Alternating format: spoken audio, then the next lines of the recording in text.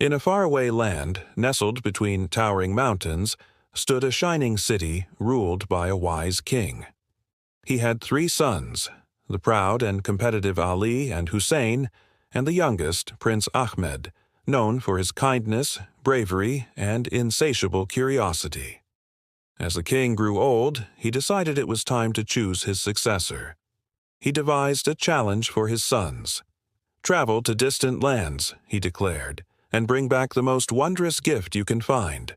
Whoever returns with the greatest treasure will marry the princess and inherit my throne." The 3 princes eagerly accepted and set off on their separate quests. Prince Hussein rode east, where he found a merchant selling a carpet that was far from ordinary. "This is a flying carpet," the merchant whispered. "Sit upon it, and it will transport you anywhere in the blink of an eye." Hussein, astounded, purchased it immediately. Meanwhile, Prince Ali journeyed north to a bustling mountain market. There, an old man presented him with a gleaming apple. "This apple," the man explained, "can show you anything you desire to see, no matter how far away."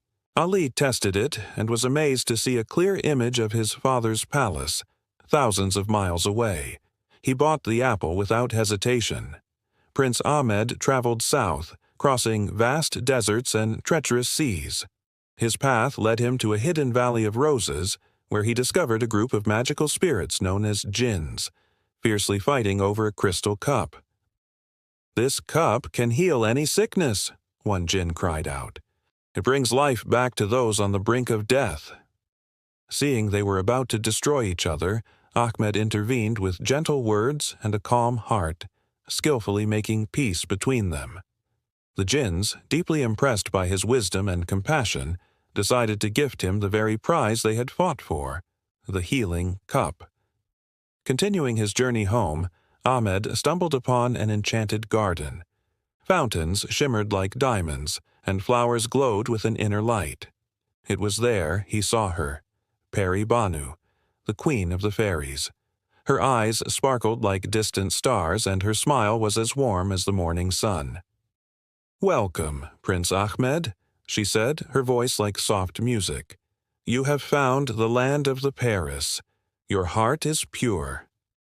Ahmed, completely captivated, bowed low. "If this is a dream," he murmured, "I pray I never wake." Peri Banu laughed, a sound like wind chimes, and a deep connection formed between them. She showed him her palace, a breathtaking structure of crystal and light, where music floated on the air and the floors rippled like water. Days melted into weeks, and Ahmed found himself falling deeply in love with the fairy queen. He had never known such happiness. But one morning, a shadow of sadness crossed Peri Banu's face. "You must return to your father's kingdom," she told him. "He awaits you. Take your gift and go. If your love for me is true, you will find your way back." With a heavy heart, Ahmed made a solemn promise. "No crown, no throne, no kingdom could ever mean more to me than you do."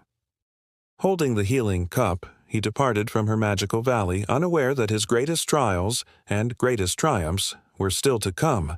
When Prince Ahmed arrived back at the palace, his brothers were already there, proudly displaying their treasures. Prince Ali held up the seeing apple. "With this," he announced, "I can see anything, anywhere in the world." Prince Hussein unfurled his magnificent carpet. "And with this," he boasted, "we can travel the world in mere moments." Then Ahmed presented his own gift.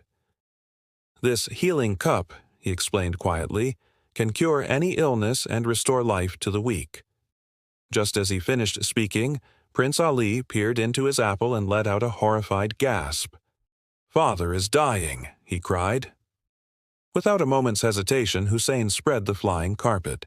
The 3 brothers climbed aboard, and in an instant they were whisked through the air, arriving at the palace just in time. The king lay in his bed, pale and frail, his breathing shallow. Ahmed rushed to his side and gently placed the crystal cup to his father's lips. A warm, golden glow filled the room. Miraculously, color returned to the king's face. He sat up, strong and healthy once more. The court erupted in cheers. The gifts, working together, had saved his life. But the celebration was short-lived as the brothers began to argue. "It was my carpet that brought us here in time," shouted Hussein. "But you wouldn't have known he was sick without my apple," Ali retorted. Ahmed simply smiled, saying, "And without the healing cup, our father would still be dying." The king, hearing their dispute, sighed. "All of your gifts are remarkable," he said, "but it was Ahmed's wisdom and heart that brought them all together to save me. Still, before I name an heir, I must see who truly deserves the throne." Later, when the princess was brought to choose her husband, she admired the power of Ali and Hussein, but it was Ahmed's gentle kindness that truly touched her heart. Yet Ahmed knew his heart belonged to another. He bowed respectfully to his father. "My brothers are welcome to your throne," he said clearly. "I seek no crown, only love."